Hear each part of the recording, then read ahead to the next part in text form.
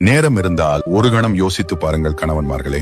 மனைவி பற்றி சொன்னதும் நீங்கள் உங்கள் மனதில் உள்ள வார்த்தைகளை கமெண்ட் பண்ணீர்கள். ஆனால் சில மனைவிகளின் தியாகங்களை நினைச்சு பாருங்கள். அவர்கள் சிரிக்க மறந்து போனது வாழ்க்கையின் சுமையாலதான்.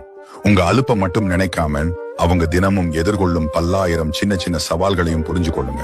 அவள் வீட்டுல ராணியை விட மேலாக இருந்தவள்.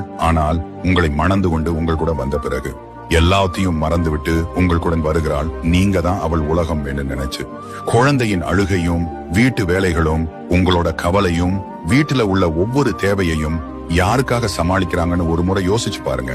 அவளுக்கு நீங்க தான் உலகம். ஆனா அந்த உலகத்துல அவள் தனிமையா இருந்துட்டா அவளோட கோபம், அவளோட மௌனம் எல்லாமே ஏதாவது சொல்ல முயற்சிக்கும் ஒரு முயற்சி தான்.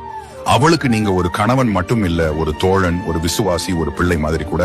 அவளோட சிரிப்புக்காக நீங்க கொஞ்சம் நேரம் கொடுத்தீங்கன்னா அவளோட காதலுக்குள்ள தங்கி போயிடுவீங்க. அவளோட கண்ணீரை நீங்க புரிஞ்சுக்க முயற்சி பண்ணீங்கன்னா நீங்க பாக்குறத விட அவள் பெரிய தெய்வமா மாறிடுவா. அவளுக்கு நீங்க தான் வீடு, அவளுக்கு நீங்க தான் கோவில், அவளுக்கு நீங்க தான் வாழ்க்கை.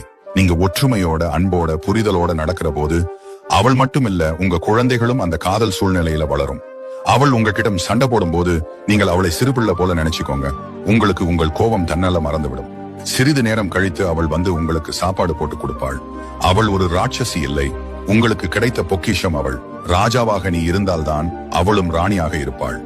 உங்களை ராஜாவாக நினைத்தும் ராஜாவாக மாற்றவும் தான் அவள் உங்களிடம் சண்டை போடுவது போல நடிப்பாள். ஆனால் அன்பு மட்டும் ஒரு துளி கூடம் குறையாது. அன்பு எங்கு அதிகமாக இருக்கிறதோ அங்கதான் கோபமும் இருக்கும் என்பதை புரிந்து வாழுங்கள். ஒரு கணம் உங்கள் மனைவியின் தியாகத்தையும் நினைத்து பாருங்கள். பொய் சொல்லி நடிக்காத ஒரு உறவு அவள். அவள் உங்களின் இன்னொரு தாய் என்பதை மறந்து விடாதீர்கள். அவளுக்காக உண்மையாக இருங்கள். வாழ்க்கையில் விட்டு கொடுத்து வாழுங்கள். Download ShareChat.